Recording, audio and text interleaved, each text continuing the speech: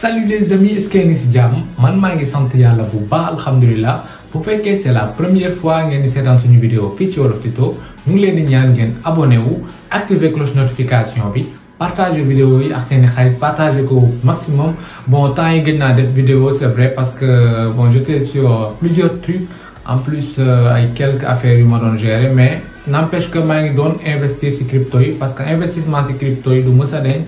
tant que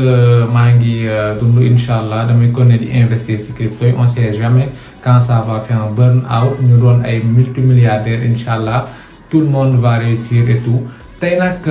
biu vidéo bi mooy dañuy wax ci benn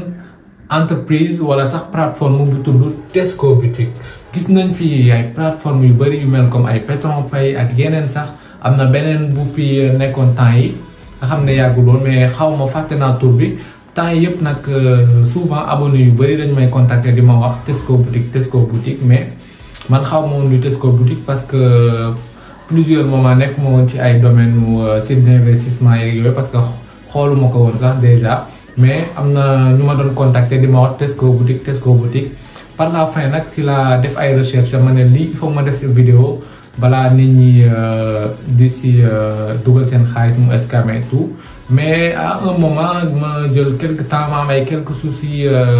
ay trucs quelques déplacements yu ma def nga xam ne mënu ma woon def vidéo bi du coup après par la suite mënu ma woon def vidéo bi moo tax nag tey j'ai tout fait pour teel a wàcc mën a def vidéo bi. Donc pour wax leen site d'investissement kenn du ñëw rek di investir noonu en plus tubaab bi wala chinois yi ak nu mu mënti doon ñoo xam ne daal du ñu ay sénégalais dañuy ñëw. jël ay sénégalais bëggoo leen ni jox leen ay t-shirt jox leen ay lii naan leen wut leen ay nit loolu yëpp c'est juste pour avoir la confiance pour nit ñi mën a investir loolu parce que man ñu bëri damay jot ay partenariat pour ñu wax ma ni wutal ay nit nga defar lan leen ay t-shirt ñu organiser benn fête soit ay xale nga jox leen ay lekk wala ay nga organiser benn fête nga def ay nit ñu jox leen ay lekk non loolu yëpp du ma ko accepter parce que après ay nit nga siy lor xamoo nax kenn dafa dajale woon xaalisam loolu rek la yoroon investir ko ci grâce à par exemple man nit wóolu ma ni kii moom toujours day wax ay vidéo yu dëgg léegi nag jël xaalisam investir ko ci perte ko. donc genre yooyu noonu yëpp bu fekkee nit normal nga di ko sóoraale da ngay éviter genre yooyu. donc par la suite dañuy continuer wax ci sujet bi nekkoon Tesco Boutique nag lu ñu lay wax mooy da ngay investir ba pare di def ay tâches yooyu ngay def c'est juste dañ koy buggoo instant bi dañu am problème bi mooy maanaam xam nga ñoom dañoo defoon partenariat parce que ñoom dañ fay am par exemple benn compte kii marchand ci Wave pour ngay mën a def échange de xaalis soit nga dugal wala nga retrait léegi nag bu demee Wave xool affaire bi mu xaw a louche dafa bloqué compte bi wax ni day def ay quelques enquêtes pour mën a xam lan Tesco Boutique lan la et tout pour mën a xam ci lan la basé wu parce que déjà Wave dafa am ay ingénieur am ñuy xool transaction duñ ñëw rek kii dafa bëgg def partenaire ñu def ko rek bàyyi ko mu dem non dañuy xool dinañ nangu nag parce que xaalis boo koy indi ci entreprise ñoom dañuy nangu mais après par la suite mën nañ bloquer sa compte ba pare ne la envoyer la mail ne la dañuy xool ay enquête et tout léegi nag instant bi gis naa ay quelques vidéos yu nit ñi def woowaa Wave di leen laaj affaire yooyu noonu mais je pense que ñu ciy jot a investir aussi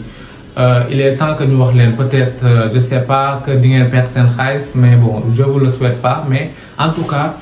souvent dee leen xool bu baax balaa ngeen investir ci ay sites d'investissement existé na mais ñu la lay proposer ay genre naan defal tâche bi ñu fay la c'est juste que ba pare nga investir am na sites yoo xam ne da ngay def ay tâches ñu lay fay te doo investir dara 0 franc 0 centime comme par exemple Oneygen ak Jump Task ñu bëri xam ne ni sama groupe WhatsApp bi dama fay wax nan la ñuy ñi yor ay Jump Task dama leen di envoyer wépp ñoom ñu ma koy envoyer parce que man dama koy dajale bu mu bëri ma doog ko revendre échanger ko ak Wave donc bu fekkee intéressé ngeen ko dem leen directement ci chaîne bi ngeen xool nan la ñuy def ba gagner xaalis gratuitement sans pour autant nga investir 0 franc CFA. donc Tesco Boutique yooyu noonu yëpp du dëgg dañ koy mbubboo rek juste ñëw ci ay nit jox leen ay t-shirt surtout dañuy ñëw nag benn nit comme sama genre yi choisir ko nax ko naan ko yow yaay directeur Tesco Boutique Sénégal léegi nag kooku nag di ko fay xaalis comme ça après problème yi moom lañ koy sib alors que même moom sax problème yi du si mën dara ñooñu du leen xam étranger la ñuy doon te loolu ça serait vraiment très décevant si nit ñëpp soit mu nekk ni ñu jël représenté surtout image yu nit ñi ñu utiliser ñi soloon t-shirt yi ñu leen di caméra après envoyé ko vraiment c'est désolant si yu bëri loolu yàgg nañ ko def bu dee yi sax moo gën a garaaw parce que dañuy ñëw pour am confiance nit ñi pour ensuite kii loolu leen investir loolu leen seen xaalis te ñoom duñ ci sóoraale dara ñoom xamuñu ne xaalis bi ngay faj wala leen ñoom non seen yoo nekkul ci loolu bu ñuy yóbbu xaalis bi loolu duñ ko ci xalaat donc soyez toujours vigilant balaa ngeen investir seen xaalis ci lu nekk donc voilà mu mënti ak business bu mu mënti doon donc nañ ko ne incha allah di def yeneen vidéo